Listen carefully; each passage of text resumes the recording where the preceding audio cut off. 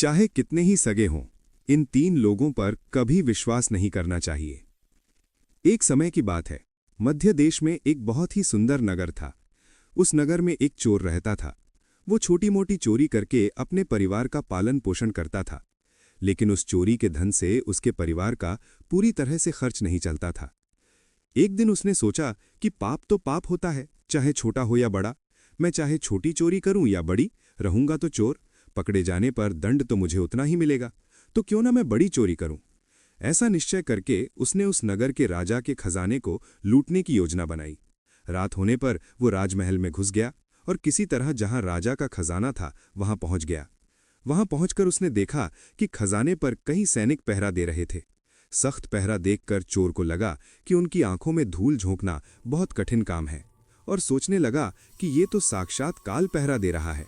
अगर मैंने चोरी करने की कोशिश की तो जीवित नहीं बचूंगा। ये सोचकर चोर उल्टे पांव लौट पड़ा, और लौटते समय उसने सोचा कि खाली हाथ लौटने से तो अच्छा है कि कुछ ना कुछ तो यहाँ से ले ही चलूं। मेरा यहाँ आना व्यर्थ नहीं होना चाहिए। चोर के दिमाग में विचार आया कि राजा के शयन कक्ष में जाना चाहिए, जहां राजा सोता है, और शायद इस समय राजा अपने कपड़े उतारकर सो गया होगा। मैं राजा के राजवस्त्र चुरा कर ले आऊंगा और उन्हें पहनकर आसानी से धन चुराकर यहां से निकल जाऊंगा। पहरेदार को लगेगा कि मैं राजा हूं, इसलिए वे मेरे रास्ते में नहीं आएंगे और मेरा काम आसान हो जाएगा। ऐसा निश्चय करके चोर राजा के शयन कक्ष के पास पहुंच गया, और उसने धीरे से पर्दा हटाकर देखा तो अंदर का नजारा देखकर आश्चर्यचकित रह गया। उसने देखा कि राजा अपने पलंग पर गहरी नींद में सो रहे हैं और उनकी रानी अर्धनग्न अवस्था में पलंग पर बैठी हुई हैं। रानी को जागता हुआ देखकर चोर के हाथ पैर फूल गए, और वो एक तरफ दीवार से सटकर खड़ा हो गया और रानी के सो जाने का इंतजार करने लगा।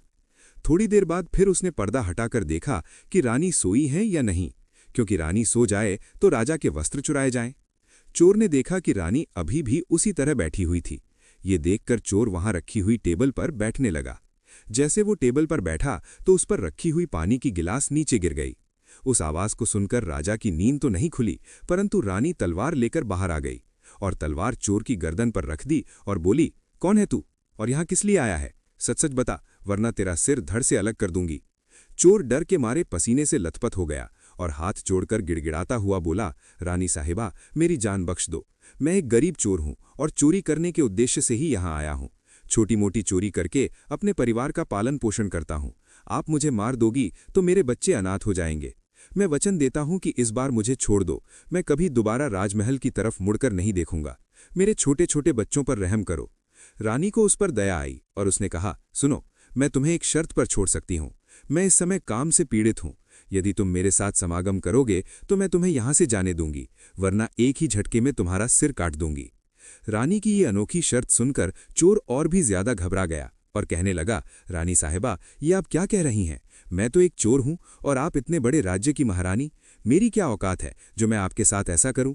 मेरे लिए तो ये सोचना भी बहुत बड़ा पाप है। रानी ने कहा, मैं कुछ नहीं सुनना चाहती। अगर तुम्हें अपनी जान प्यारी है तो मैं जैसा कहती हूं वैसा ही करो, वरना मरने के लिए तैयार हो जाओ।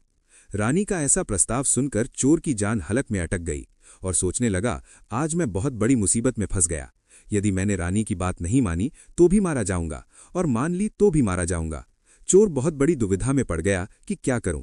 आखिरकार उसने रानी के साथ समागम करने की बात को स्वीकार कर लिया और बोला, रानी साहिबा, मुझे 5 मिनट का समय दे दो। मुझे बहुत जोर से लघु शंका लगी है। पहले मुझे लघु शंका से निवृत्त होने दो, उसके बाद आप जैसा कहोगी मैं वैसा ही करने के लिए तैयार हूं। रानी ने तुरंत तलवार के इशारे से शौचालय को बता दिया और चोर उसकी तरफ चल पड़ा। रानी वहीं पर खड़ी होकर उसके लौटने की प्रतीक्षा करने लगी।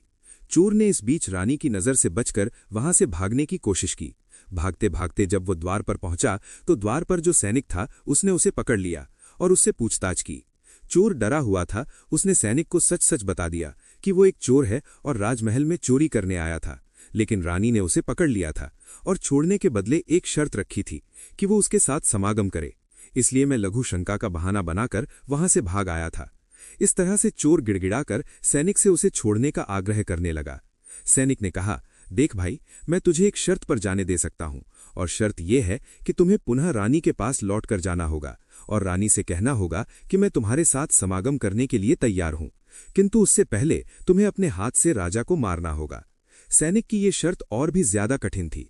चोर ने सोचा कि वैसे तो प्राण बच भी सकते थे, परंतु अब नहीं बचेंगे। अगर रानी से ये बात कही तो रानी मेरा सिर काट देगी। अब चोर को चारों तरफ मौत ही मौत दिखाई दे रही थी। मजबूर होकर चोर वापस रानी के पास गया और बोला, रानी साहिबा, मैं आपके साथ संबंध तो बना लूंगा, लेकिन मुझे एक बात का डर है कि उस समय राजा साहब नींद से जागे तो न आप बचें और न मैं। राजा साहब हम दोनों को मार डालेंगे, इसलिए आपको एक काम करना होगा। आप अपने हाथ से राजा का सिर काट दीजिए, फिर हम निडर हो जाएंगे।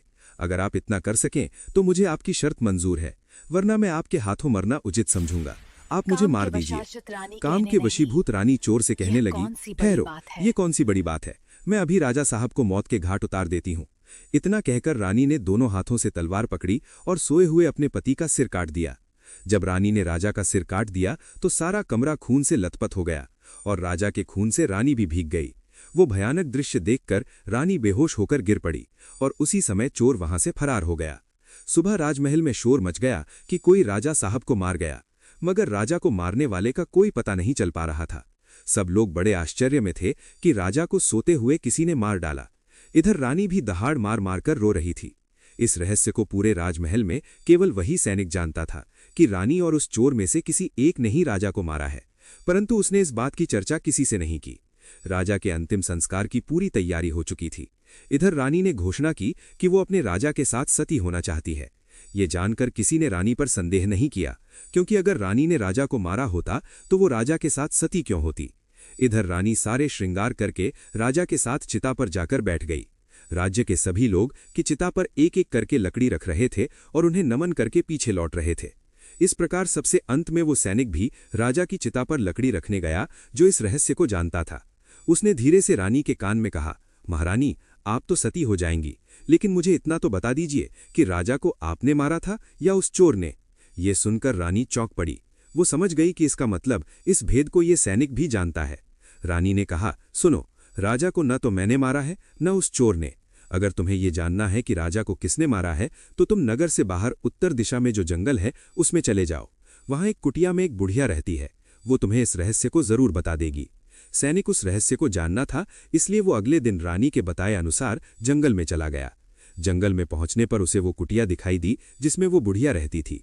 सैनिक उस बुढ़िया के पैर पकड़कर बोला, माँ जी, मैं एक रहस्य जानने के लिए आपके पास आया हूँ। राजा साहब की हत्या किसने की, मुझे बताइए। तब बुढ़िया माँ कहती है, बेटा, अगर तुझे ये रहस्य जानना है तो तुझे एक काम करना होगा। मेरी कुटिया के बाहर एक बकरा बंधा हुआ है, तू अपनी तलवार से उसका सिर काट देना।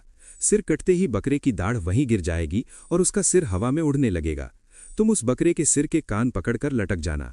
वो बकरे का सिर तुझे जिस जगह पर ले जाएगा वहां पहुंचकर तुझे तेरे सवाल का जवाब मिल जाएगा कि राजा को किसने मारा। अब सैनिक ने वैसा ही किया। कुटिया के बाहर जो बकरा बंधा हुआ था, सैनिक ने उस बकरे का सिर काट दिया। सिर कटते ही वो हवा में उड़ने लगा। उसने झपटकर बकरे के दोनों कान पकड़ लिए। वो सिर उड़ता हुआ उसे उस भयंकर वन के बीचों बीच ले गया। उस जगह पर एक गुफा बनी हुई थी। उस गुफा के द्वार पर जाकर वो सिर नीचे उतर गया। सैनिक सोचने लगा कि इस जंगल में न तो कोई मनुष्य दिखाई दे रहा है, यहाँ भला कौन मुझे राजा की मौत का रहस्य बताएगा। वो गुफा के द्वार पर खड़ा यही सोच रहा था, और वो गुफा एक राक्षस की थी जिसमें वो राक्षस और उसकी एक बेटी रहते थे। अब शाम हो गई थी और वो राक्षस अपने भोजन के लिए बाहर गया हुआ था। गुफा के अंदर उसकी बेटी मौजूद थी। इधर जब राक्षस कन्या को किसी मनुष्य की गंध मालूम पड़ी तो उसने द्वार पर निकलकर देखा कि एक हट्टा कट्टा नौजवान गुफा के द्वार पर खड़ा है। राक्षस कन्या ने सोचा कि अगर मैंने इसे खा लिया तो मेरे एक समय की भूख मिट जाएगी, और अगर मैंने इसे जिंदा रखा तो ये नौजवान मेरे बहुत काम आएगा। राक्षस कन्या ने तुरंत एक सुंदर लड़की का रूप बनाया और उसके सम्मुख पहुंच गई। इतनी सुंदर स्त्री उसने आज तक पहले कभी नहीं देखी थी। वो सैनिक उसे देखते ही उस पर मोहित हो गया।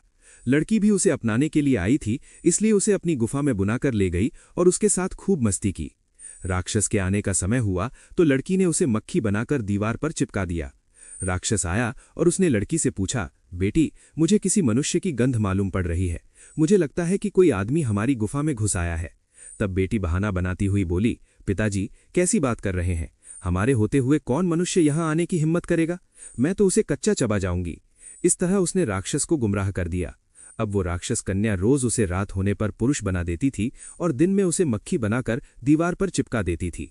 इस प्रकार सैनिक को राक्षस की गुफा में रहते रहते काफी दिन बीत गए। अब उसे अपनी पत्नी और बच्चों की याद आने लगी, परंतु वो राक्षस कन्या के चंगुल से नहीं निकल पा रहा था। एक दिन उसे मौका मिल गया और वो किसी तरह रात में वहां से भाग निकला। भागते भागते कई दिनों के बाद वो अपने घर पहुंच गया। अपने घर पहुंचकर उसे बहुत खुशी हुई। अपने बच्चों से मिलकर वो बहुत प्रसन्न हुआ। वो सोचने लगा, अच्छा हुआ जो मैं वहां से चला आया, न जाने कब तक वो मुझे मक्खी बनाकर वहां रखती। इस तरह उस सैनिक की अपने घर पर रहते हुए काफी दिन बीत गए। एक दिन उसे फिर उस लड़की की याद आई। अब तो दिन रात वो उसके ख्यालों में खोया रहता, उसकी सुंदरता को याद कर उससे मिलने की इच्छा करता। उसके बिना ना खाना अच्छा लगता ना पीना, हर समय यही सोचता कि उससे किस तरह मिलन होगा। सैनिक उस राक्षस कन्या से मिलने के लिए तड़पने लगा और उसने फिर से उसके पास जाने का निश्चय किया। उसने सोचा, पिछली बार तो मुझे उस बुढ़िया ने पहुंचा दिया था, लेकिन अब मैं वहां से भाग कर आया हूं, इसलिए मुझे रास्ते का भी ज्ञान नहीं है। क्यों ना मैं एक बार फिर उस बुढ़िया की सहायता ले लूं। ऐसा सोचकर वो बुढ़िया की कुटिया पर पहुंच गया और हाथ जोड़कर बोला, हे माता, एक बार फिर मुझे हे माता, एक बार मुझे फिर से उसी स्थान पर भेज दो जहां पर मुझे पहले भेजा था। अब वो सैनिक राजा की हत्या का रहस्य भूल चुका था।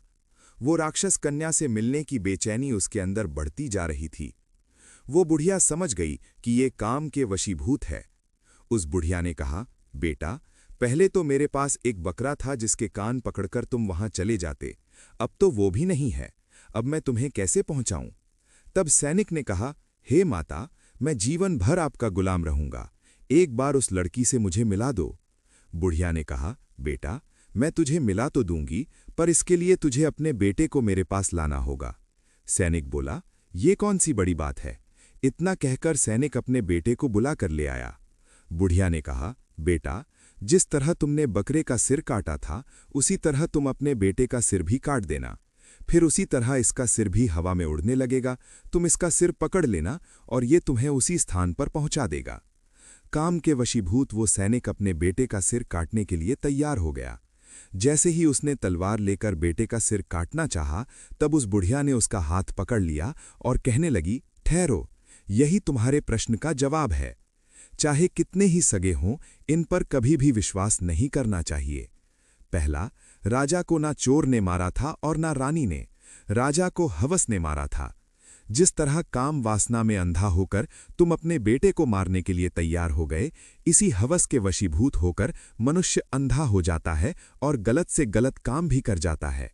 दूसरा, धन के लालच में आकर कोई भी किसी को मार डालता है। और तीसरा, क्रोधी व्यक्ति क्रोध में अंधा होकर सब कुछ भूल जाता है और वो सब कर डालता है जिससे जीवन भर उसे पछताना पड़ता है।